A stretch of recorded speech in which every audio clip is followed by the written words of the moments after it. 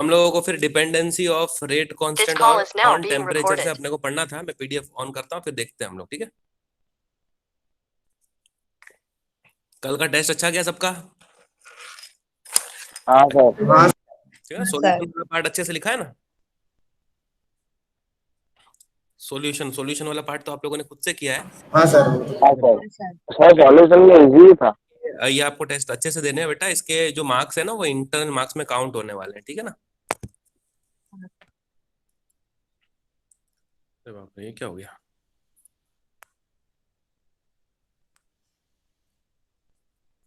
ठीक है, और चलो मैं सर प्रेजेंट ये स्क्रीन कर सब रहा हूँ। इम्पोर्टेंट भी है ना क्वेश्चन सर? हाँ ये क्वेश्चन सब इम्पोर्टेंट भी है ना जो भी हाँ, आए? ये सबको तो आप अपने पास में सेव करके रखना ही इसको, ठीक है।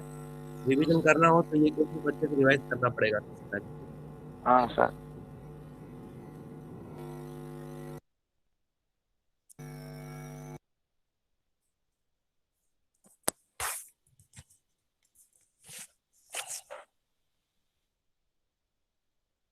ठीक है बेटा, तो हम लोगों ने, हाँ देखो यहाँ तक करवा दिया था मैंने आपको। स्यूडो फर्स्ट ऑर्डर रिएक्शन भी बेटा कर लिया था हम लोगों ने, याद करो, है ना। जो हाँ sir. Reaction itself first order reaction नहीं होती है, लेकिन किसी एक के कॉन्सेंट्रेशन को एक्सेस में लेके उसको कांस्टेंट मानकर फिर बाद में उसको उसको फर्स्ट ऑर्डर रिएक्शन बनाया जाता है, तो वो एक हाइपोथेटिकल फर्स्ट ऑर्डर रिएक्शन होती है फिर। तो इसको हम लोग सूडो फर्स्ट ऑर्डर रिएक्शन बुलाते थे, और इसके बारे में हम लोगों ने बातचीत कर ली थी। और जहां भी आपको मैंने बताया जैसे कि dependency of rate constant on temperature, यहां से अपने को पढ़ना शुरू करना था, ठीक है ना बेटा। ये एक ऐसा टॉपिक है जो फर्स्ट ऑर्डर, जीरो ऑर्डर के बाद में बहुत ज्यादा इंपॉर्टेंट है बेटा। डिपेंडेंसी ऑफ रेट कांस्टेंट और टेम्परेचर। देखो बेटा, रेट कांस्टेंट को हम लोग रिप्रेजेंट करते हैं के से, ये तो पता है ना बेटा आपको। हाँ सर। रेट कांस्टेंट को के से रिप्रेजेंट करते हैं, यस। और ये जो है ना बेटा, वो टेम्परेचर से किस तरह से कनेक्टेड है ये अपने को समझना है। अच्छा, मुझे ये पता है कि बेटा जो रेट जो होता है ना, रेट ऑफ रिएक्शन, वो डायरेक्टली प्रोपोर्शनल होता है के।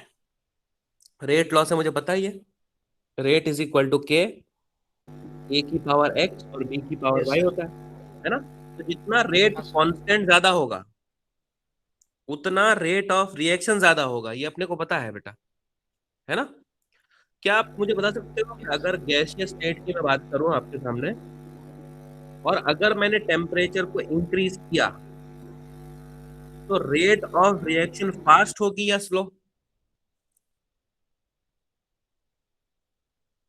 फास्ट। सर फास्ट होगी। एक बेटा, ये मूर्तू साहब को ले लेना। हाँ, तो हाँ, क्या कह रहे हो आप, फास्ट होगी बेटा। ठीक है, रीजन बता सकते हो इसका? टेम्परेचर के इंक्रीज सर जैसे करने से, रेट ऑफ जो रेट ऑफ कांस्टेंट जो अपना है वो प्रोपोर्शनल टू टेम्परेचर है। जो टेम्परेचर इंक्रीज होगा तो हमारी जो रिएक्शन की रेट है वो भी इंक्रीज हो ही जाएगी। हाँ, तो मैं तो ऐसा कह रहा हूँ बेटा कि टेम्परेचर के इंक्रीज करने से डायरेक्ट रेट का सोचो, रेट बढ़ेगा। अच्छा, रेट अगर बढ़ेगा तो हम कहेंगे कि रेट कांस्टेंट ही बढ़ेगा। हाँ तो टेम्परेचर के इंक्रीज होने से रेट ऑफ रिएक्शन इंक्रीज होती है, ऐसा आप कैसे कह सकते हो, ये मुझे बताओ बेटा।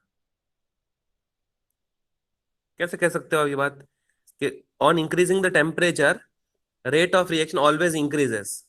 और देखो बेटा, ये हम लोगों ने ये सब चीजें पढ़ी हैं। अगर दो लोगों की रिएक्ट करवा के तीसरा चीज बना रहे हैं हम लोग, तो अगर मैं बोलूंगा कि रिएक्शन स्लो है, तो आप बोलोगे कि सर इस रिएक्शन को थोड़ा सा, रिएक्शन मिक्सचर को हीट कर दे अगर, तो प्रोडक्ट में वो कन्वर्ट हो जाएगा। तो एरो के ऊपर हम लोग हीट का सिंबल लगा देते हैं फिर। मतलब on heating reaction increases, speed of reaction increases, ठीक है। तो ऐसा क्यों होता है, मैं ये पूछना चाह रहा हूं आपसे। टेम्परेचर के इंक्रीज होने से ऐसा तो क्या हो जाता है? सर उसके अंदर के मॉलिक्यूल्स पार्टिकल फ्री हो जाते हैं, उसकी वजह से वो रिएक्ट। मॉलिक्यूल, मॉलिक्यूल्स के पार्टिकल फ्री हो जाते हैं, ठीक है। मैं क्या हाँ। कह रहा हूं, देखो मेरी एक बात सुनो। ये ए मॉलिक्यूल है, गैस है। बी मॉलिक्यूल है, गैस है। इन दोनों के बीच में रिएक्शन कब होगी? इन दोनों के बीच पास में आएंगे रिएक्शन तब। तब होगी जब ये एक दूसरे के आसपास आएंगे, बराबर। क्या मैं ऐसा कह सकता हूं कि इन दोनों की रिएक्शन तब होगी जब ये एक दूसरे से टकराएंगे? ठीक है। Yes sir. हाँ सर। अगर एक बीकर में ए के बहुत सारे मॉलिक्यूल्स और बी के बहुत सारे मॉलिक्यूल्स हैं, और मैंने कर दिया उसको नीचे से हीट, अगर मैंने हीट कर दिया उसे, तो क्या मैं ऐसा बोलूं कि टेम्परेचर के इंक्रीज करने से मॉलिक्यूल्स की काइनेटिक एनर्जी इंक्रीज हो जाएगी? Yes sir. मॉलिक्यूल्स की अगर काइनेटिक एनर्जी इंक्रीज होगी तो जो वो रैंडम मोशन पहले परफॉर्म कर रहे थे उसके उससे ज्यादा करेंगे। कंपैरिजन यस में सर। वो अभी फास्ट करने लगेंगे। Yes sir. तो इसका मतलब ए और बी के टकराने की जो प्रोबेबिलिटी है, कोलिजन करने की जो प्रोबेबिलिटी है, वो इंक्रीज हो जाएगी। तो इसका मतलब रेट यस। ऑफ रिएक्शन बढ़ जाएगी बेटा। तो ये इतना सिंपल सा था कि अगर टेम्परेचर को आप इंक्रीज करते हैं तो रेट ऑफ रिएक्शन इंक्रीज होता है, और रेट ऑफ रिएक्शन इंक्रीज करोगे तो रेट कांस्टेंट भी इंक्रीज होगा। Ultimately what we are saying is कि टेम्परेचर के इंक्रीज होने से रेट कांस्टेंट बढ़ता है, मतलब they are directly proportional to each other. अब अपने को वही इक्वेशन की हेल्प से समझाना है, और वो इक्वेशन दिया था एक साइंटिस्ट ने जिसका नाम है आर्हेनियस। तो उस इक्वेशन को बेटा कहते हैं आर्हेनियस इक्वेशन। देखो इस टाइप का क्वेश्चन आपसे पूछा जाता है, जो क्वेश्चन आपकी स्क्रीन पे लिखा हुआ है कि आर्हेनियस इक्वेशन को लिखिए, राइट, आर्हेनियस इक्वेशन। फिर explain the terms involve in it, उसके अंदर के सारे टर्म्स को आप एक्सप्लेन करें, और फिर डिराइव दिस इक्वेशन, इस इक्वेशन को डिराइव करें दो अलग अलग टेम्परेचर पर। लास्ट टू लास्ट ईयर जब इस चैप्टर से 4 मार्क का क्वेश्चन पूछा जाता था, तब ये क्वेश्चन 2018 जुलाई के पेपर में यही वाला सेम टू सेम क्वेश्चन पूछा गया है बेटा। ठीक है, तो ये सेम टू सेम यही क्वेश्चन पूछा गया था। अब इसका आंसर देना हम लोग सीख रहे हैं अभी। ठीक है, अच्छा, एक इक्वेशन जो आपको बाय हार्ट करनी है जो आर्हेनियस ने दी थी, वो ये वाली इक्वेशन है, k is equal to A E raise to minus E A by are T. K is equal to, याद करो बेटा, K is equal to A E raise to minus E A by are T. अच्छा बेटा, आपको के तो पता ही है क्या होता है, रेट कांस्टेंट। यस। ए है ना बेटा, ए वो होता है आर्हेनियस कांस्टेंट। ए होता है बेटा आर्हेनियस कांस्टेंट। फिर ई की पावर में माइनस जो ई ए है, ये ई ए का मतलब होता है बेटा energy of activation. Energy of activation का मतलब होता है वो पर्टिकुलर अमाउंट ऑफ एनर्जी जो हमें रिएक्टेंट मॉलिक्यूल को सप्लाई करनी ही पड़ेगी अगर हम चाहते हैं कि प्रोडक्ट बने, तो उसको कहते हैं बेटा एनर्जी ऑफ एक्टिवेशन। ठीक है, और नीचे जो बेटा आर और टी है, उसमें आर आपको पता है यूनिवर्सल गैस कांस्टेंट, और टी बेटा आप लोगों को पता है टेम्परेचर इन केल्विन। तो K is equal to A E raise to minus E A by are T, this is the equation. और explain the term involve in it, तो टर्म भी एक्सप्लेन कर देते हैं। K जो है रेट कांस्टेंट है, A जो है आर्हेनियस कांस्टेंट है, E जो है वो एनर्जी ऑफ एक्टिवेशन है, R जो है बेटा वो गैस कांस्टेंट है, और T जो है वो टेम्परेचर इन केल्विन है। ठीक है, एक पर्टिकुलर चीज जो आपको याद करनी है कि अगर टेम्परेचर को हमने इंक्रीज करा कितने डिग्री से, 10 डिग्री से, मतलब 30 था और इसको अब कर दिया 40, डिफरेंस 10 का होना चाहिए। If temperature is increased by 10 degree, ये आप लोगों को मल्टीपल चॉइस क्वेश्चन में पूछा गया है, तो रेट ऑफ रिएक्शन क्या हो जाती है, डबल हो जाती है। अगर इनिशियल रेट अगर आर है तो 10 डिग्री टेम्परेचर के इंक्रीज करने से वो क्या हो जाएगी बेटा, 2R हो जाएगी। और 10 डिग्री इंक्रीज करेंगे तो कितनी हो जाएगी बेटा, 4R हो जाएगी बेटा। ठीक है ना, आप R 2R 3R 4R ऐसा मत करना, डबल करना है बेटा। R का डबल होता है 2R और 2R का डबल होता है 4R। ठीक है बेटा, समझ में आ रहा है आपको? ये एक्सपेरिमेंटल हाँ फैक्ट सर। बताया मैंने आप लोगों को कि टेम्परेचर को अगर किसी भी रिएक्शन मिक्सचर में 10 डिग्री से इंक्रीज करा जाता है टेम्परेचर को, तो रेट ऑफ रिएक्शन जो होती है वो बिल्कुल डबल हो जाती है। तो सबसे पहले आपने आर्हेनियस की इक्वेशन को बाय हार्ट किया, K is equal to A E raise to minus E A by are T. सब लोग एक बार बोले बेटा, K is equal to A E raise to minus E A by are T. K जो है rate constant है, ए है आरईएस कांस्टेंट, ए जो है वो एनर्जी ऑफ एक्टिवेशन, आर जो है वो गैस कांस्टेंट है, और टी जो है बेटा वो टेम्परेचर इन केल्विन। एनर्जी, ये तो रेट कांस्टेंट है और आरईएस कांस्टेंट है, तो कांस्टेंट के बारे में हमको कुछ पता नहीं है बेटा, वो तो वैल्यू गिवन होगी। जो बेटा एनर्जी ऑफ एक्टिवेशन है वो क्या होता है? Energy of activation, energy of activation वो एनर्जी होती है जो हमें रिएक्टेंट मॉलिक्यूल्स को सप्लाई करना पड़ता है ताकि वो प्रोडक्ट में कन्वर्ट हो जाए। ठीक है बेटा, समझ में आ रहा है आप लोग को? ये जो आर है वो गैस कांस्टेंट है, टी टेम्परेचर इन केल्विन। अगर टेम्परेचर को हम 10 डिग्री सेंटीग्रेड से बढ़ाते हैं तो बताओ रेट अगर 8R है, 8R, तो वो कितनी बन जाएगी? 16 आवर। 16R बेटा, खाली क्या कर देना है आपको? डबल कर देना है। कोई भी पर्टिकुलर अमाउंट एट प्रेजेंट आपके पास प्रेजेंट है रेट का, 10 डिग्री आप बढ़ाओगे ना बेटा, तो वो रेट ऑलमोस्ट क्या हो जाती है बेटा? डबल हो जाती है। ये प्रैक्टिकल फैक्ट था। ठीक है,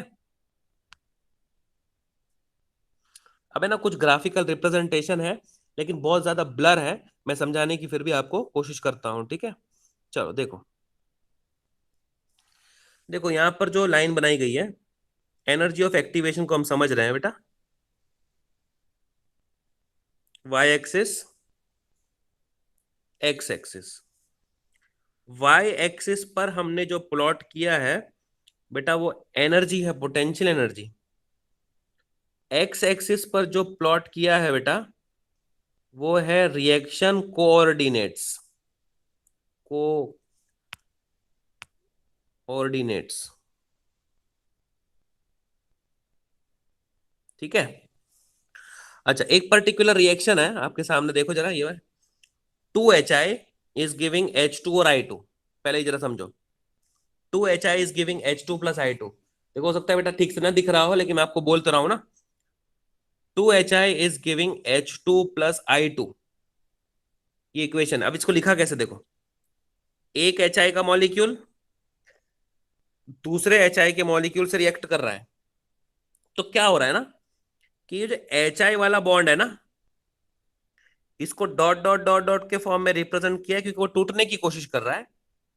ये वाला जो बॉन्ड है ना वो टूटने की कोशिश कर रहा है, और ये एक H और दूसरे H के बीच में बॉन्ड बनने की कोशिश कर रहा है, और एक I और दूसरे I के बीच में बॉन्ड बनने की कोशिश कर रहा है। और जो काम जो करना चाहते हैं वो काम में वो सक्सेसफुल हो जाते हैं। ये बॉन्ड टूट जाता है, ये बॉन्ड टूट जाता है, H और H के बीच में बन जाता है H2, और I बन जाता है I2। मुझे बताओ कि आपको ये रिएक्शन समझ में आई? हाँ सर। Yes sir. तो इस साइड पर लिखा हुआ है वो बेटा अपने हैं रिएक्टेंट्स, इस बीच में जो लिखा हुआ है वो है इंटरमीडिएट, इंटरमीडिएट। और जो ये बने हैं बेटा वो क्या बने हैं? प्रोडक्ट। रिएक्टेंट्स, इंटरमीडिएट्स और प्रोडक्ट को ही हम लोग क्या बोलते हैं? रिएक्शन के कोऑर्डिनेट्स।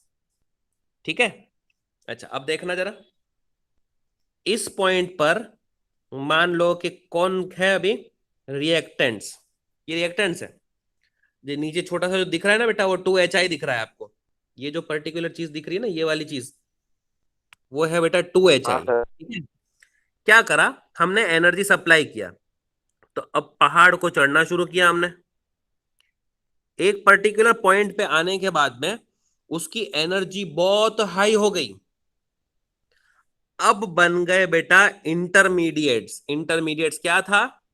H, ये वाला जो पार्ट था ना बेटा सर्कल में जो बनाया हुआ है, ये वाला HHII, सबके बीच में डॉटेड डॉट लाइन लगी हुई है बेटा, डॉट डॉट डॉट बना हुआ है। इंटरमीडिएट जो होते हैं ना बेटा हाईली अनस्टेबल होते हैं, तो अब उनकी एनर्जी फिर डिक्रीज होना शुरू हो जाती है और एक पर्टिकुलर टाइम में वो प्रोडक्ट में कन्वर्ट हो जाते हैं। यहां पर लिखा हुआ है H2 प्लस I2। ठीक है, अब आप जरा ध्यान समझो कि ये HI वाली लाइन को मैंने एक्सटेंड करा और ये पॉइंट से लेके ये पॉइंट तक के बीच में एनर्जी के गैप को मैंने मेजर करा, तो क्या यही एनर्जी के गैप को मैं एनर्जी ऑफ एक्टिवेशन कहता हूं बेटा? इसी को Yes, energy sir. Of activation. Energy of activation का मतलब क्या बेटा? कि उतनी एनर्जी जो हमने रिएक्टेंट मॉलिक्यूल को देनी है प्रोडक्ट में कन्वर्ट होने के लिए। ठीक है, तो देखो यहां से लेके यहां तक हमने एनर्जी को सप्लाई करा पहाड़ चढ़ने के लिए। फिर जब उतर रहा है बेटा तो फिर उसको एनर्जी देने की जरूरत ही नहीं ना, है ना? तो ये पॉइंट से लेके ये पॉइंट तक के प्लॉट को, ये एनर्जी को एनर्जी ऑफ एक्टिवेशन कहते हैं। आ रही बात बेटा? समझ में आ रहा है ग्राफिकल रिप्रेजेंटेशन? कुछ तकलीफ है तो बोलो, हाँ सर, है ना? हाँ सर। अच्छा, रिएक्टेंट वाली लाइन को मैं एक्सटेंड कर दूं और प्रोडक्ट वाली लाइन को मैं एक्सटेंड कर दूं, तो एनर्जी का जो ये गैप है ना बेटा, उसको हम लोग डेल्टा एच से रिप्रेजेंट करते हैं। इसको डेल्टा एच से रिप्रेजेंट करेंगे। डेल्टा एच का मतलब रिएक्टेंट और प्रोडक्ट के बीच का एनर्जी डिफरेंस।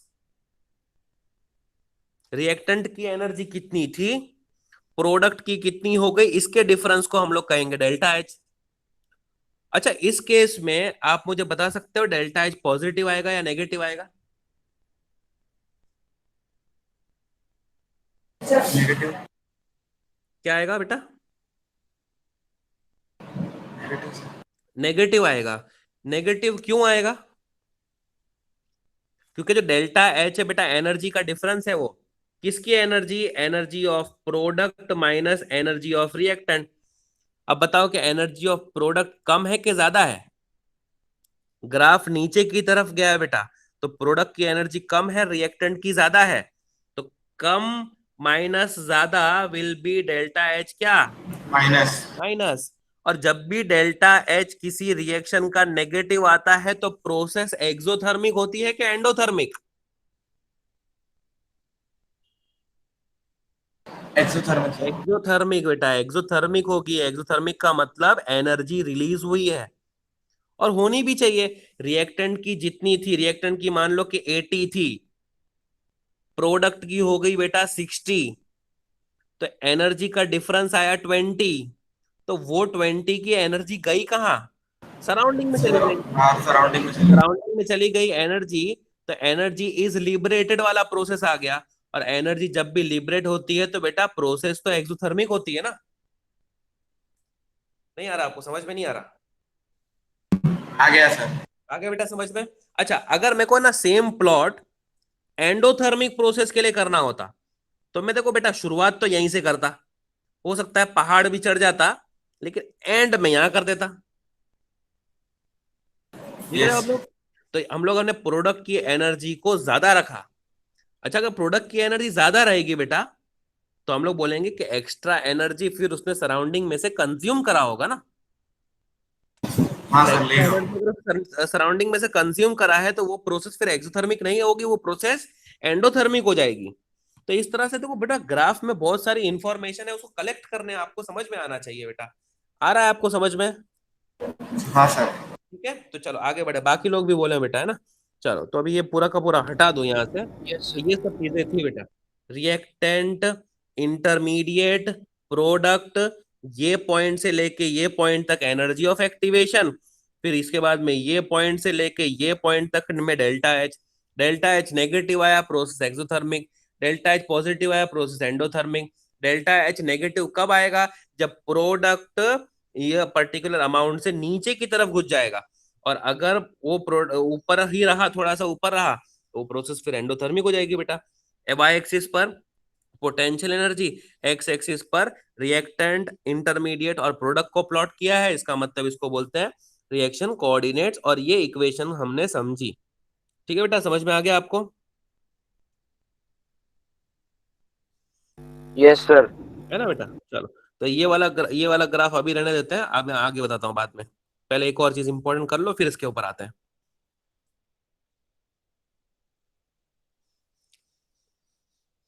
ठीक है?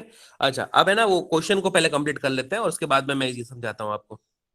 तो क्या था क्वेश्चन? राइट आर्हेनियस इक्वेशन लिख दी, explain the term involve in it कर दिया, ग्राफिकली भी समझा दिया। फिर बोला है कि also derive this equation for two different temperature, तो वो अपने को पहले करना है, उसके बाद में ये वाले दो ग्राफ को हम समझते हैं। क्या है यार ये? हाँ,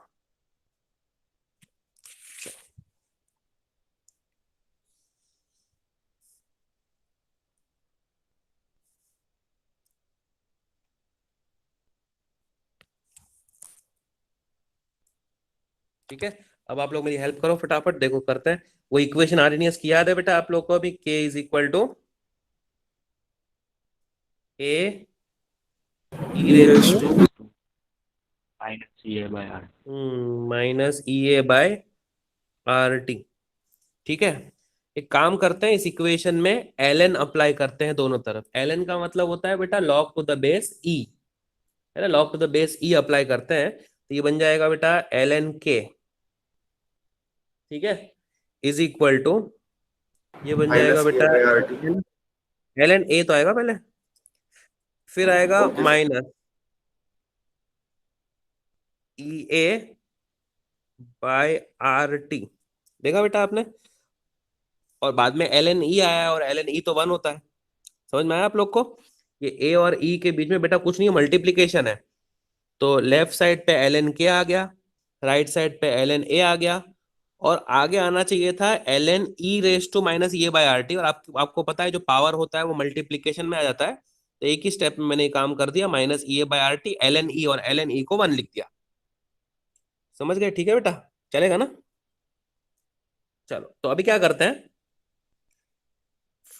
K1 के लिए T1, ठीक है, हम लोग बोलते हैं कि मान लो कि टेम्परेचर अगर T1 है तो रेट कितना है K1, और टेम्परेचर अगर T2 है तो रेट कितना है K2। क्योंकि आपको पता है बेटा कि टेम्परेचर के चेंज होने से रेट कांस्टेंट बदलता है। तो T1 पे K1, T2 पे K2। और अगर यही वाले पार्ट को इस इक्वेशन में सब्स्टिट्यूट कर लें हम लोग, तो पहली जो इक्वेशन बनेगी वो बनेगी ln K1 is equal to ln A minus E A upon R T one. बोलो सही है? हाँ सर। दूसरी इक्वेशन लिख दे बेटा, ln एलन के K2 two is equal to ln A minus E A by are T two. बराबर है बेटा? अब क्या करते हैं ना, ये इक्वेशन नंबर 1 है और ये इक्वेशन नंबर 2 है। Let us do 2 minus 1, second equation minus first equation. तो लेफ्ट साइड का सिनेरियो देखो, ln K2 minus ln K1, ln K2 minus ln K1, ये आ गया बेटा अपने लेफ्ट साइड पे। राइट साइड पर ln A minus ln A cancel, ठीक है, चलेगा? डायरेक्ट कर दूं कि फिर लिख के बताऊं? ln A minus ln A तो कट जाएगा ना बेटा, माइनस कर रहे थे हम लोग 2 माइनस 1, ठीक है। And now this particular thing minus this particular thing, तो minus E A by are T two, minus E A by are T two, ये एक, ये बना दिया। फिर माइनस करना है इसको, तो minus of minus E A by are T one, ये सही बताया मैंने? ठीक है बेटा? हाँ सर। दूसरा आगे लिखे देयरफॉर लॉग ए माइनस लॉग बी, लॉग ए बाय बी होता है बेटा, ये अपने को पता चल गया, हाँ सर। इक्वल टू, देखो बेटा ये जो माइनस है और ये जो माइनस है, इसको हम कंबाइन करके प्लस बना सकते हैं बेटा। और प्लस वाला यस सर, पार्ट प्लस। अगर आप लोगों की परमिशन हो तो मैं पहले लिख लूं, हाँ सर, नेगेटिव बात। Are T one. और ये वाला जो पार्ट है बेटा उसको बाद में लिख लेता हूं, minus E A by are T two, ठीक है। आगे बढ़े बेटा, तो ln K2 bye K1 equal to, ठीक है बेटा, इसमें ई ए और R, E A upon R को मैं निकाल लेता हूं बेटा कॉमन, तो ई ए बाय आर को कॉमन निकाल लिया, अंदर बेटा बचा यहां पर 1/T1 और यहां पे 1/T2। सही कर रहा हूं मैं? 1/T1 minus 1/T2। कुछ दिक्कत आ रही है इसमें? नहीं ना? No sir. चलो ln को LOG में कन्वर्ट करें तो 2.303 से मल्टीप्लाई करना पड़ता है। log of K2/K1 equal to EA/R 1/T1 minus 1/T2। फिर ये 2.303 को इक्वल टू के इस तरफ ले लें तो फाइनली जो इक्वेशन बनी बेटा, log ऑफ K2/K1, ठीक है, log ऑफ K2/K1, यहां पर EA अपॉन R तो पहले से था और 2.303 आ गया, is equal to EA upon 2.303 R और ब्रैकेट में 1/T1, अरे यार 1/T2। This is the Arrhenius equation for two different temperature, जैसा कि हमको क्वेश्चन में डिराइव करने को बोला गया था। बोलो समझ आया आपको? याद भी कर लेना बेटा, ln log K2/K1 is equal to EA upon 2.303 R 1/T1 minus 1/T2। अब इसको एक बार PDF में देख लो कि ऐसा ही डिराइव किया है या नहीं, ठीक है? ठीक है, तो ये आ गया। देखो लॉ ln अप्लाई किया, फिर K1 पे T1 लिया, K2 पे T2 लिया, दोनों को सब्ट्रैक्ट किया, K2/K1 लिखा, EA अपॉन R को कॉमन निकाला, अंदर बचा 1/T1 माइनस 1/T2। 2.303 से मल्टीप्लाई किया, 2.303 को वहां पर घसीट लिया, log K2/K1 is equal to EA upon 2.303 R 1/T1 minus 1/T2। यहां तक मैंने आप लोगों को समझा दिया। बोलो समझ आ गया आपको? आ गया सर। यस सर, आ गया। अब देखो ये वाली इक्वेशन देखो। हाँ सर। हाँ, ये वाली इक्वेशन, पहली वाली जो इक्वेशन लिखी थी हमने, ये वाली,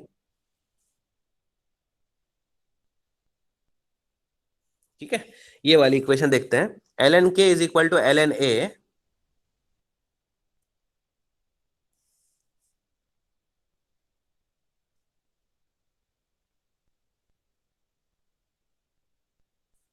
क्या था, माइनस, यही था बेटा, ln k is equal to ln a minus EA by RT, यही था ना? अच्छा, ये इक्वेशन है अपने पास में। अब ना ये इक्वेशन को ग्राफिकली मुझे रिप्रेजेंट करना है बेटा, ग्राफिकली इसको रिप्रेजेंट करना है। तो अब मैं किस तरह से रिप्रेजेंट करूं बेटा ग्राफिकली? इसको तो चलो मैं मान लूंगा y, और है ना काम करता हूं, इसको मल्टीप्लाई बाय 1 कंसिडर करके 1/T को बेटा x मानना चाहता हूं मैं, ठीक है?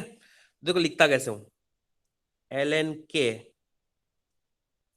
Is equal to minus EA divide by R into 1/T plus ln a। चलेगा? इसको ऐसे लिखना है तो लिखेंगे तो। अब हाँ ये सर, वाला जो चलेगा। पर्टिकुलर पार्ट है बेटा वो हो गया अपना y, ये वाला जो पर्टिकुलर पार्ट है वो बन गया बेटा m, ये वाला जो पर्टिकुलर पार्ट है वो x, और ये वाला जो पर्टिकुलर पार्ट है वो बन गया c। y is equal to mx plus c के फॉर्म में रिप्रेजेंटेशन हो गई। अब y और x का प्लॉटिंग करें,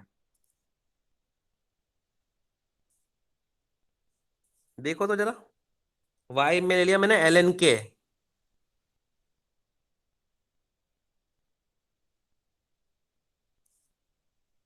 x में ले लिया बेटा 1/T। एक स्ट्रेट लाइन की इक्वेशन है ये, और स्लोप बेटा नेगेटिव है, ग्राफ बनेगा बेटा ऐसे। अरे आ रहा है ना आप लोग को समझ में? इंटरसेप्ट बेटा है एल हाँ एन आ रहा है ए, सर। तो इंटरसेप्ट पे हम लोग प्लॉट कर लेंगे बेटा एल एन ए। स्लोप को रिप्रेजेंट कर दिया बेटा एम से, और एम इस केस में हो गया minus E A by are.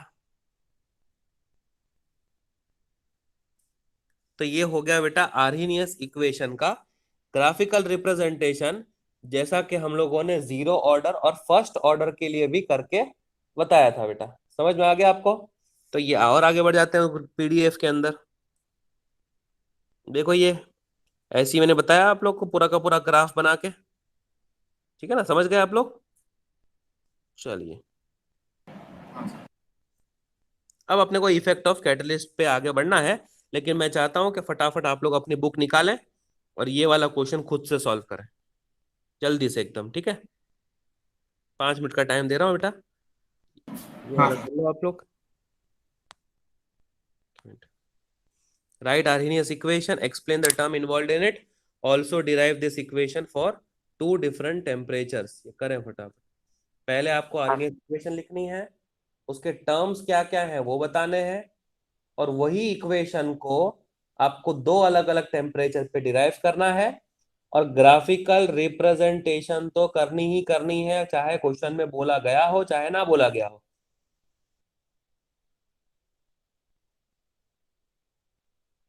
Okay. Hmm.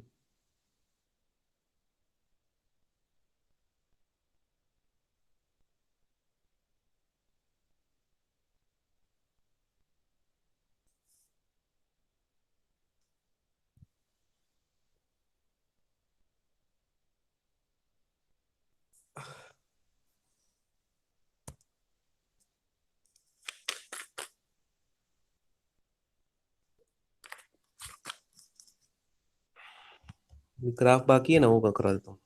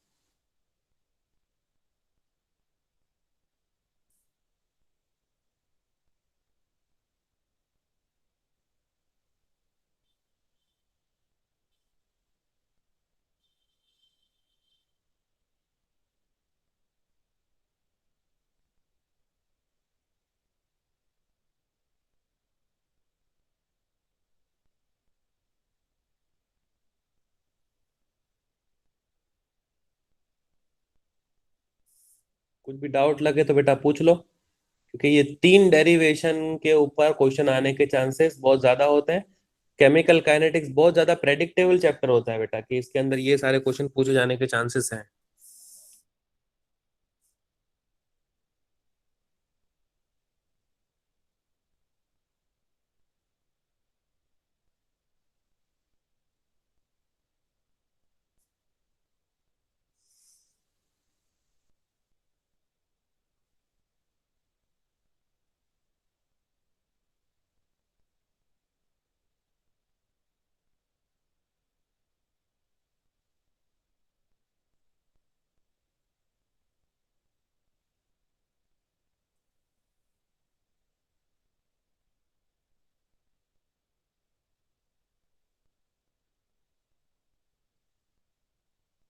Sir 2 - 1 करने के बाद क्या आता है?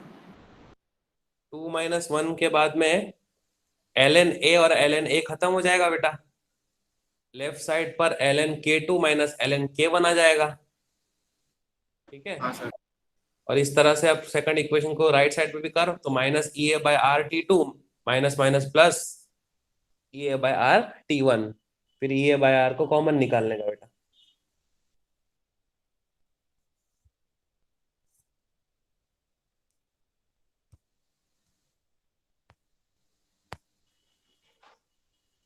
देखिए ये वाला तू पूछ रहा है।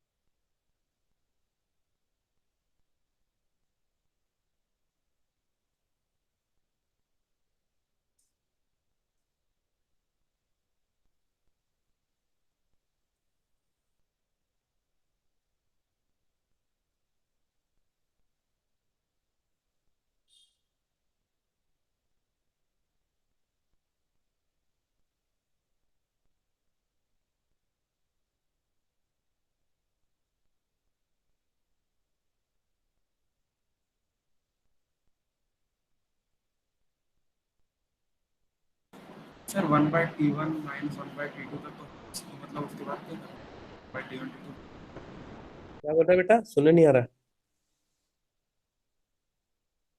मतलब 1/T1 माइनस 1/T2 को कुछ करना है क्या अभी इसके बाद? हाँ बस ये वाली इक्वेशन डिराइव कर दिया ना, तो वो 2.303 करा कि हाँ नहीं। सर। बस 2.303 को वहां हाँ ले सर, लो। वो भी कर दी। हाँ बस, तो ये इक्वेशन का ग्राफिकल रिप्रेजेंटेशन कर दे, खत्म।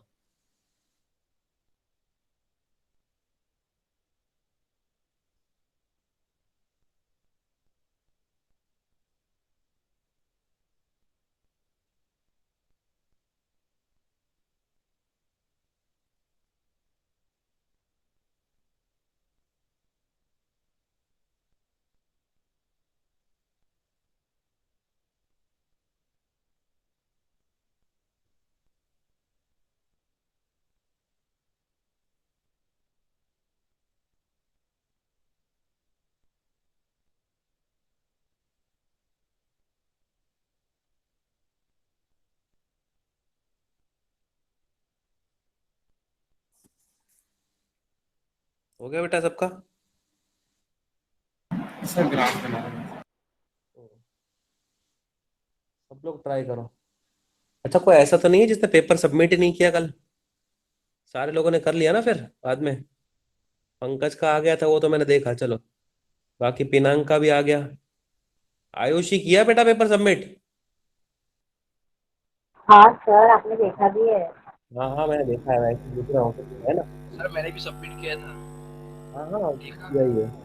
ऋषभ ने किया है, माधव ने किया है, आयुषी ने किया है, खुशी ने भी कर दिया। पिनांग पिनांग का बाकी था तो उसने लेकिन लेट कर दिया है, लेकिन ठीक है, आर्या ने कर दिया। पंकज ने भी कर दिया, राज ने किया, देवांश ने भी कर दिया है, और आदित्य ने भी कर दिया है। ठीक है, अब्दुल और मुर्तुजा ने तो कर ही दिया है। ठीक।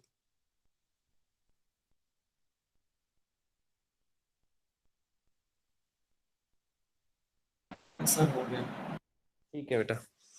तो आ गया बेटा आप लोग को करने के लिए? कोई डिफिकल्टी हो रही है इसके अंदर? एक छोटा सा डेरिवेशन हाँ है, सर। No sir. है ना, हाँ। कोई प्रॉब्लम नहीं है इसके अंदर। तो मैं अभी ग्राफिकल रिप्रेजेंटेशन की कुछ बात कर रहा था, तो वो जरा आप लोग देखो।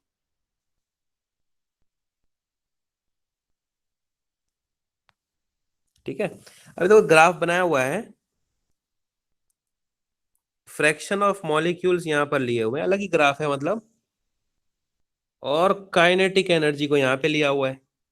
ठीक है बेटा, फ्रैक्शन ऑफ मॉलिक्यूल का मतलब ये होता है कि एक बीकर के अंदर हम लोगों ने मॉलिक्यूल्स लिए हैं, तो कितने मॉलिक्यूल्स की बात कर रहे हैं। जैसे मैं बताऊं आपको, समझाऊं, अगर जैसे देखो यहां पर आप लोग को ऐसे समझ में आ जाएगा।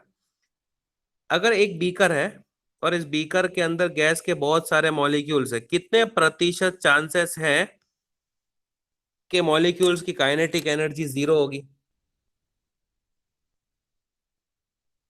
किसी मॉलिक्यूल की काइनेटिक नहीं एनर्जी जीरो सर, होगी क्या जीरो। बेटा?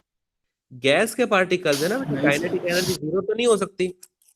तो अगर एक्स एक्सिस पर मैंने काइनेटिक एनर्जी को प्लॉट किया है, और काइनेटिक एनर्जी जीरो के लिए फ्रैक्शन ऑफ मॉलिक्यूल भी कितने होंगे बेटा? जीरो। समझे आप? अच्छा, कितने प्रतिशत चांसेस ऐसे हैं कि किसी एक मॉलिक्यूल या 4-5 मॉलिक्यूल की काइनेटिक एनर्जी हद से ज्यादा होगी? ऐसा भी कोई नहीं होगा बेटा, क्या वो अलग ही बेचारा अलग ही फ्लो में, मतलब के 120 किलोमीटर प्रति घंटे की रफ्तार से दौड़ रहा है, ऐसा तो होगा नहीं बेटा। तो उसके भी चांसेस क्या है, बहुत कम। तो काइनेटिक एनर्जी कम वाले मॉलिक्यूल्स भी कम है, काइनेटिक एनर्जी बहुत ज्यादा वाले मॉलिक्यूल्स भी कम है। तो जो बीकर के अंदर इतने सारे मॉलिक्यूल थे, उसमें से ज्यादातर मॉलिक्यूल की जो काइनेटिक एनर्जी होगी वो कैसी होगी बेटा, एवरेज। देखो तो ये ग्राफ समझ में आता है क्या आप लोग को? हाँ, ये ग्राफ समझ में आया कि सर के ऊपर से गया सब कुछ? ये हाँ ना कुछ बोल ही नहीं रहे थे, मतलब तुम लोग। हाँ नहीं समझ में आया, कोई बात नहीं, वापस देखते हैं एक बार। के वाई एक्सिस पर हमने लिया है फ्रैक्शन ऑफ मॉलिक्यूल्स, ठीक है। देखो अभी मैं ना आप लोगों की एक रेस करवाता हूँ, अभी के अभी आप लोग 12 लोग हो, ठीक है? अब 12 लोगों की रेस हो रही है, 12 लोगों की रेस हो रही है। हम लोग मतलब मस्त एक ग्राउंड में रेस करने के लिए निकले हैं, और सब लोगों ने हाँ कहा है कि हमको रेस करनी है, हमको रेस करनी है। अब कितने प्रतिशत चांसेस हैं कि एक बच्चा आप में से भाग ही नहीं रहा बिल्कुल? 0, है ना? तो मैं आपसे ऐसा पूछूं कि आप में से कितने मॉलिक्यूल्स, कितने इंसान ऐसे हैं जो बिल्कुल जीरो की स्पीड पे है, चल ही नहीं रहे बिल्कुल? तो आप लोग बोलोगे सर ऐसा तो कोई नहीं होगा, सबने हाँ कहा कोई है नहीं तो सर। रेस हम लोग करना चाहते हैं, हम रेस करेंगे ही, तो मतलब कुछ ना कुछ तो भाग ही रहा होगा। और कितने प्रतिशत ऐसा चांसेस है कि कोई एक फ्रैक्शन ऐसा निकल के आता है आप लोग में से, कि एक ऐसा स्टूडेंट निकल के आता है जो बिल्कुल ही बाइक की रफ्तार से भाग के उसने क्या बोलते हैं कि रिबिन को क्रॉस कर दिया? ऐसा भी कुछ होगा क्या बेटा? ऐसा भी नहीं होगा ना। तो हम लोग कहेंगे बेटा कि जो बहुत कम काइनेटिक एनर्जी वाले फ्रैक्शन भी कितने हैं, कम। बहुत ज्यादा काइनेटिक एनर्जी, देखो ना यहाँ पे ये एक्स एक्सिस पर लेफ्ट साइड पे रहते हैं तो काइनेटिक एनर्जी कम, राइट साइड पे रहते हैं तो काइनेटिक एनर्जी ज्यादा।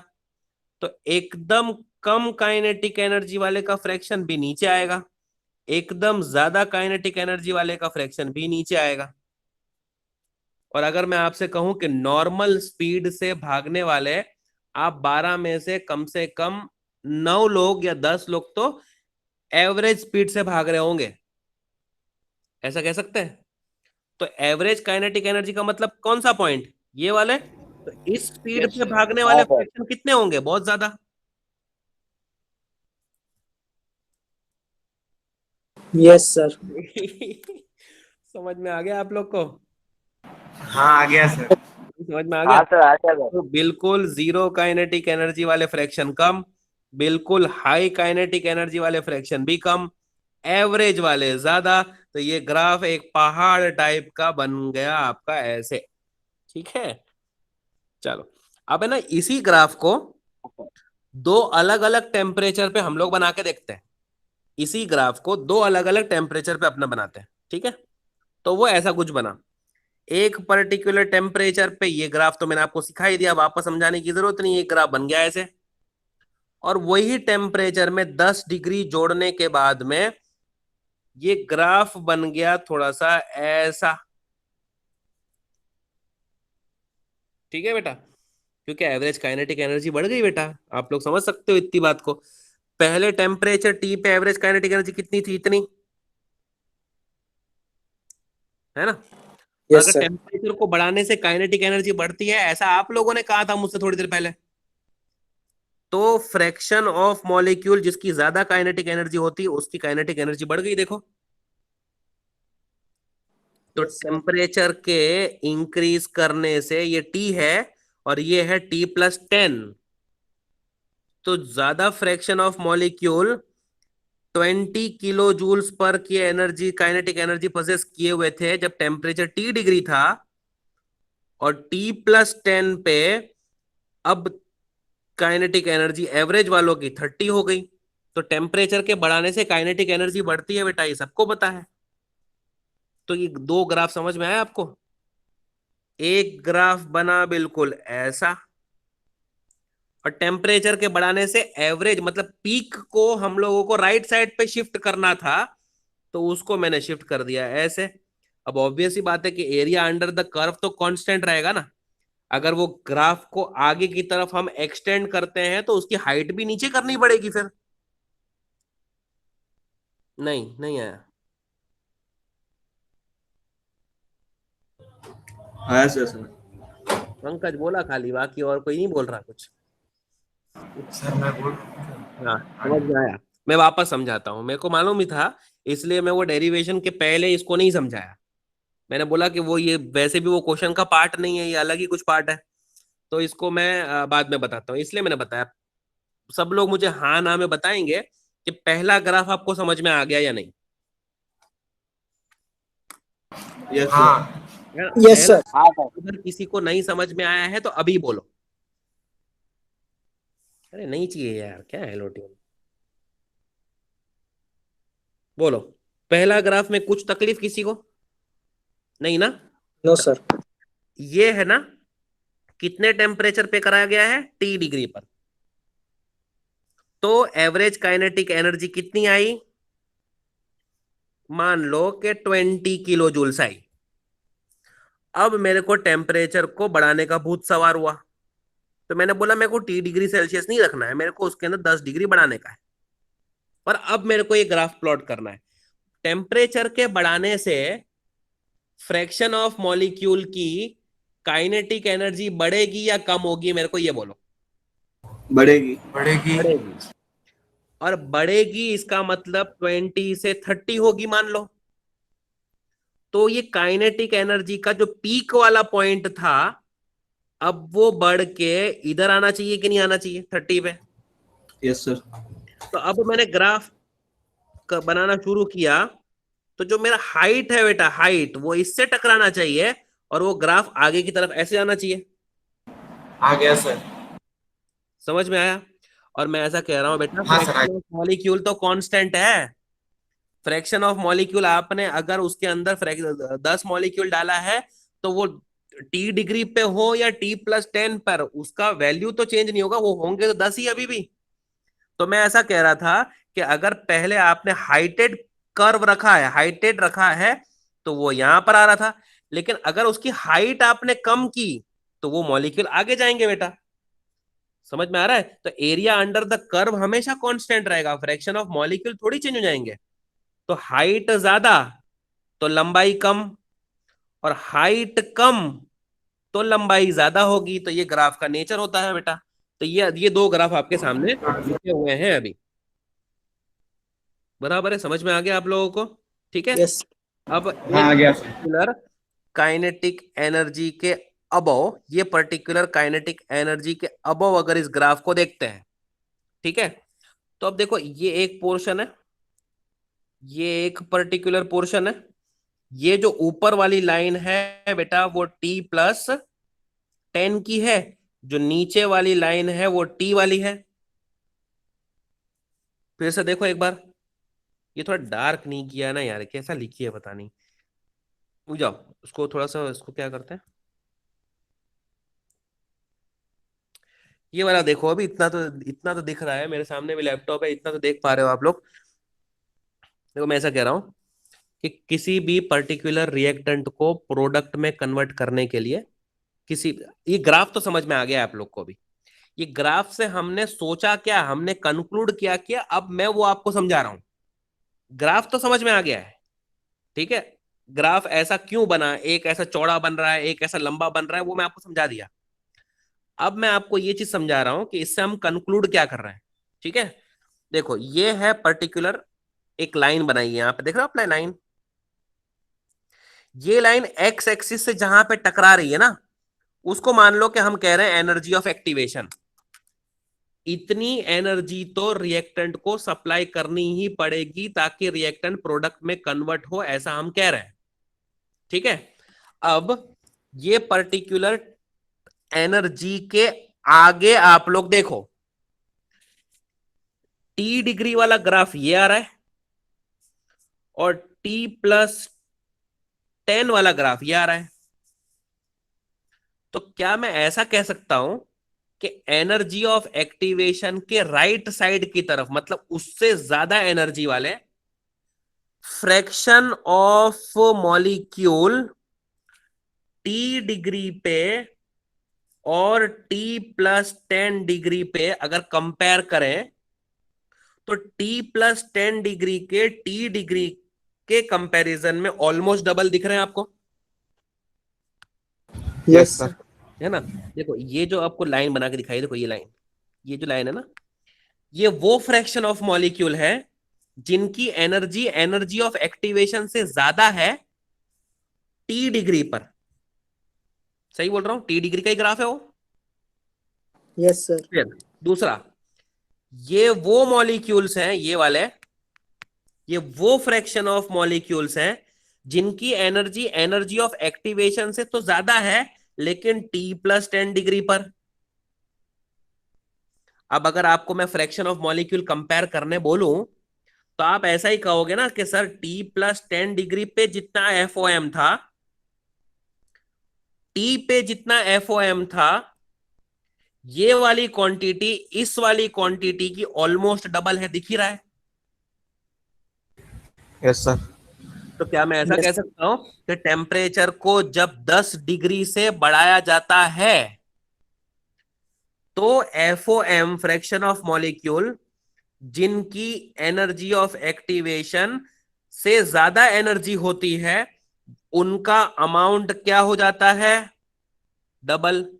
और अगर एनर्जी पोजेस करने वाले फ्रैक्शन ऑफ मॉलिक्यूल का अमाउंट ही अगर डबल हो जाएगा तो क्या मैं ऐसा बोलूं कि स्पीड भी क्या हो जाएगी? डबल। Yes sir. और स्पीड डबल हो गई तो उसी को कहते हैं ना रेट डबल हो गया, और रेट डबल हो गया तो रेट कांस्टेंट डबल हो गया। ठीक है, तो हम लोगों ने देखो यहाँ पर एक स्टेटमेंट लिखा था, इस स्टेटमेंट का एक्सप्लेनेशन है ये ग्राफ, कि अगर टेम्परेचर को 10 डिग्री से बढ़ाते हो तो रेट क्या हो जाती है? तो वो डबल हो जाती है। क्यों डबल हो जाती है? तो एनर्जी ऑफ एक्टिवेशन के ऊपर फ्रैक्शन ऑफ मॉलिक्यूल डबल हो जाते हैं, और फ्रैक्शन ऑफ मॉलिक्यूल डबल हो जाएंगे तो आपस में कोलाइड ज्यादा करेंगे, और कोलाइड ज्यादा करेंगे तो प्रोडक्ट ज्यादा बनाएंगे, मतलब rate of reaction ultimately increase होनी ही है। और इसी को मैंने आपको ग्राफ के क्या बोलते हैं कि ग्राफिकली आपको मैंने समझाया है इसको। ठीक है, अभी भी अगर किसी को डाउट है तो बोलो बेटा। ग्राफिकली नहीं है सर डाउट। स्टेटमेंट को प्रूफ करके दिखाया कि 10 डिग्री के बढ़ाने से रेट ऑफ रिएक्शन क्यों इंक्रीज होती है और क्यों ऑलमोस्ट डबल हो जाती है। ठीक है बेटा, समझ में आ गया आप लोगों को, है ना? यस आ गया सर। सर। हाँ आलिया बोल, क्या वो नहीं आया? सर आलिया कुछ बोली नहीं। आलिया कुछ बोली नहीं है ऐसा? अच्छा, हाँ किसी सर, मैं तो को, कुछ बोली ही नहीं। हाँ तेरे को समझ में आया? हाँ सर। तो बाकी सबको समझ में आ गया होगा मतलब।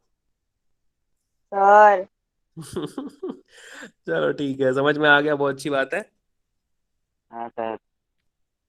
चलो, तो ये हम लोगों ने ये पूरा पार्ट कंप्लीट कर लिया, आर्हेनियस इक्वेशन का ग्राफिकल रिप्रेजेंटेशन देख लिया, और अब अपने को देखना है इफेक्ट ऑफ कैटालिस्ट से। ठीक है, ये आप लोगों को आता है पहले से, ये हम लोगों ने कहाँ पर पढ़ा है बेटा? सरफेस केमिस्ट्री में, जब हम लोग पढ़ रहे थे कैटालिसिस। Yes sir. पूरा का पूरा पार्ट रिपीट होगा। ठीक है, देखो, substance that enhances the rate of reaction without itself undergoing any chemical change, इसको बोलते हैं कैटालिस्ट, कैटलिस्ट। है ना? ये अब ये तो समझ में, आप वो ग्राफ समझ लिए तो आपको। हाँ, कोई कुछ बोल रहा है क्या बेटा? सर वो पंकज का माइक ऑन नो है। सर। अच्छा अच्छा, कोई नहीं, चल। हाँ, डिकम्पोजिशन ऑफ KClO3। हम कहते हैं कि जो KClO3 का जो डिकम्पोजिशन KCl और O2 में होता है, ये रिएक्शन पहले कैसी होती है? स्लो। लेकिन MnO2 के स्लो। पाउडर को लेने से ये रिएक्शन कैसी बन जाती है? फास्ट। तो MnO2 powder is working as a catalyst. बराबर है, ये भी समझ में आ गया। जो कैटलिस्ट है, मैंने आपको स्टेटमेंट बोला था वहां पर कि कैटलिस्ट जो है वो वर्क करता है bye decreasing the energy of activation of any reaction. Graphically देख लो बेटा, पोटेंशियल एनर्जी, रिएक्शन कोऑर्डिनेट, ये रिएक्टेंट्स है, ये प्रोडक्ट है, और ये एक अनकैटलाइज्ड रिएक्शन वाला पहाड़ है। लेकिन अगर कैटलिस्ट यूज कर लेंगे तो ये पहाड़ की जो हाइट है वो कम हो जाती है, और जितनी कम हाइट होगी उतना रिएक्टेंट मॉलिक्यूल को आसान पड़ेगा प्रोडक्ट में कन्वर्ट होना, मतलब रिएक्शन की स्पीड बढ़ जाएगी बेटा। तो जो कैटलिस्ट होते हैं वो किस तरह से काम करते हैं? Bye decreasing the energy of activation. Uncatalysed reaction का हाइट जो होगा वो बड़ा होगा, कैटलाइज्ड रिएक्शन का जो हाइट होगा वो छोटा होगा। मतलब अल्टीमेटली हम क्या बोलना चाह रहे हैं कि अनकैटलाइज्ड रिएक्शन का एनर्जी ऑफ एक्टिवेशन ज्यादा होगा, कैटलाइज्ड का एनर्जी ऑफ एक्टिवेशन कम होगा। इसका मतलब यही हुआ कि जो कैटलिस्ट होते हैं they works by decreasing the energy of activation of any particular reaction. समझ में आ गया? ठीक है। अच्छा, अगर मेरे को एक निकल को यूज करना है एज अ कैटलिस्ट, निकल को यूज करना है एज अ कैटलिस्ट, तो एक सॉलिड फॉर्म में यूज करूं तो अच्छा है मेरे लिए, या पाउडर्ड फॉर्म में यूज करूं तो अच्छा है मेरे लिए? बोलो। Sir powder form. Powdered form में ऐसा क्या हो जाता है? सर सरफेस एरिया बढ़ जाता है एरिया तो बढ़ जाता है कैटलिस्ट का बेटा। इफेक्ट ज्यादा। ठीक है, कैटलिस्ट के सरफेस पे ही तो पूरा काम हो रहा है, क्योंकि इसलिए तो सरफेस केमिस्ट्री में हमने इसको पढ़ा। ठीक है, आपने तो एड्सॉर्प्शन थियरी पढ़ ली बेटा पूरी की पूरी, कि पहले जो रिएक्टेंट्स है वो डिफ्यूज होके कैटलिस्ट की तरफ आएंगे, आके कैटलिस्ट पे एड्सॉर्ब होंगे, उसी के सरफेस पे रिएक्ट करके प्रोडक्ट बनाएंगे, प्रोडक्ट का डिसॉर्प्शन होगा और फिर वो प्रोडक्ट फिर diffuse away from the surface of catalyst हो जाएंगे। ये पढ़ा ना आपने? तो हम लोग ये कह रहे हैं यस सर। कि कैटलिस्ट का सरफेस एरिया जितना ज्यादा होगा कैटलिस्ट उतना ही ज्यादा इफेक्टिव होगा। तो ये भी कोई नया स्टेटमेंट नहीं था। हाँ, अगर कोई ऐसा सब्सटेंस अपनी प्रेजेंस से रेट ऑफ रिएक्शन को डिक्रीज कर देता है तो फिर उसको कैटलिस्ट ना कहकर हम लोग उसको क्या इनहिबिटर्स। कहेंगे? इनहिबिटर कहेंगे बेटा, है ना? ये भी आप लोगों को पता था। हाँ सर पढ़ा है। तो खत्म हो गया, फिर हो गया, इतना ही था, है ना? कैटालिसिस के ऊपर बहुत ज्यादा डिटेल में homogeneous catalysis, heterogeneous catalysis, shape selective catalysis using zeolite, enzyme catalysis, ये हम लोगों ने ऑलरेडी सरफेस केमिस्ट्री में पढ़ा हुआ होता है। लेकिन एक्चुअली क्या है कि हम लोगों को ये ग्राफिकली उसको रिप्रेजेंट करके दिखाना होता है ना, इसलिए केमिकल काइनेटिक्स में ये पर्टिकुलर टॉपिक को थोड़ा बहुत इंट्रोड्यूस कर दिया जाता है बेटा। समझ में आ गया आप लोग को? तो इफेक्ट हाँ ऑफ सर। कैटालिस्ट, ये पूरा का पूरा पार्ट कंप्लीट हो गया और ये हो गया। ठीक है, अब एक थियरी अपनी इस चैप्टर की में बची हुई है, वो है कोलिजन थियरी बेटा, है ना? कोलिजन थियरी अपना बचा हुआ है, तो वो अपने करते हैं नेक्स्ट लेक्चर में। ठीक है, नेक्स्ट लेक्चर में हाँ okay sir. Sir. Collision theory मतलब है ना, मेरे 2 पेज बचे होंगे ज्यादा से ज्यादा, हाँ 2 ही पेज है ना, 22 और सर 23 का है, 21 हो गया। 21 तो हो गया, 22 और 23 बचा हुआ है अपना, वो तो अपने कंप्लीट कर लेंगे। हाँ सर। और कल के लेक्चर से, मतलब हाँ। अभी कल जो मेरा लेक्चर आएगा हम्म। तो उसमें एक मिनट चालू कर लो पहले। हाँ, तो कल से जो मेरा लेक्चर आएगा ना बेटा, उसमें हाँ। हम लोग पहले तो ये कोलिजन थियरी को कंप्लीट कर लेंगे, और कोलिजन थियरी को कंप्लीट करने के बाद में फिर हम लोग केमिकल काइनेटिक्स की एनसीईआरटी पूरी के पूरी सॉल्व करना स्टार्ट करेंगे बेटा। ठीक है, ओके। तो अपना ये चैप्टर, ये अपना 7th चैप्टर है, अपना जो सिलेबस का है वो 7th चैप्टर हम लोग कंप्लीट करने जा रहे हैं। ऐसे मैं एक और चैप्टर आपको करवाता हूँ तो हमारा हाफ सिलेबस कंप्लीट हो जाएगा, 8th चैप्टर अपना कंप्लीट। ठीक है ना? हाँ सर। 8th चैप्टर जैसे कंप्लीट होगा वैसे हम लोग बोलेंगे कि हम लोगों का 12th स्टैंडर्ड का हाफ सिलेबस कंप्लीट हो चुका है बोर्ड में। हम्म। ठीक है, फिर उसके बाद में फिर हम लोग कॉन्स्टेंटली कुछ टाइम तक ये 8 चैप्टर का जेडबल ई नीट की तैयारी करेंगे। ठीक है, क्योंकि अभी अपना बोर्ड का सिलेबस का अपने ऊपर से प्रेशर हट गया होगा, अपना सिलेबस कंप्लीट हो चुका है टर्म का। तो फिर उसके बाद में हाँ। हम लोग एमसीक्यूज सॉल्व करेंगे, और फिर उसके बाद में सेकंड हाफ में हम लोग बाकी के चैप्टर स्टार्ट करेंगे। ठीक है बेटा?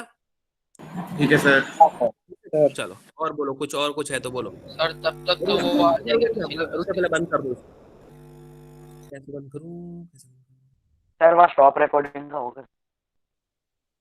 हाँ मिल गया, चलो स्टॉप रिकॉर्डिंग।